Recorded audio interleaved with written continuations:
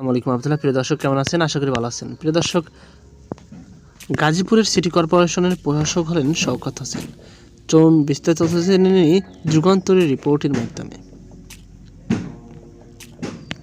প্রিয় দর্শক, Gazipur city corporation গাসিক প্রশাসক হিসাবে নিয়োগ পেয়েছেন গাজীপুর মহানগর বিএনপির সভাপতি শওকত হোসেন সরকার। রোববার 22 ফেব্রুয়ারি স্থানীয় সরকার বিভাগ থেকে জারি করা এক প্রজ্ঞাপন মাধ্যমে এই নিয়োগ দেওয়া হয়।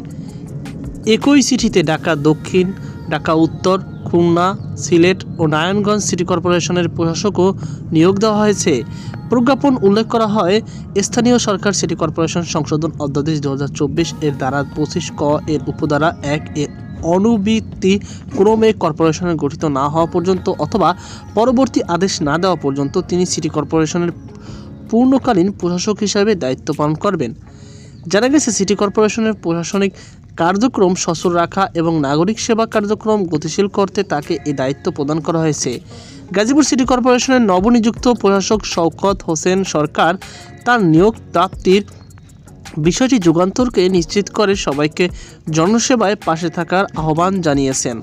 তো প্রিয় দর্শক, এই ছিল আমার সর্বশেষ আপডেট। সকল ভালো থাকুন, সুস্থ থাকুন। আজকে পর্যন্তই। আল্লাহ হাফেজ।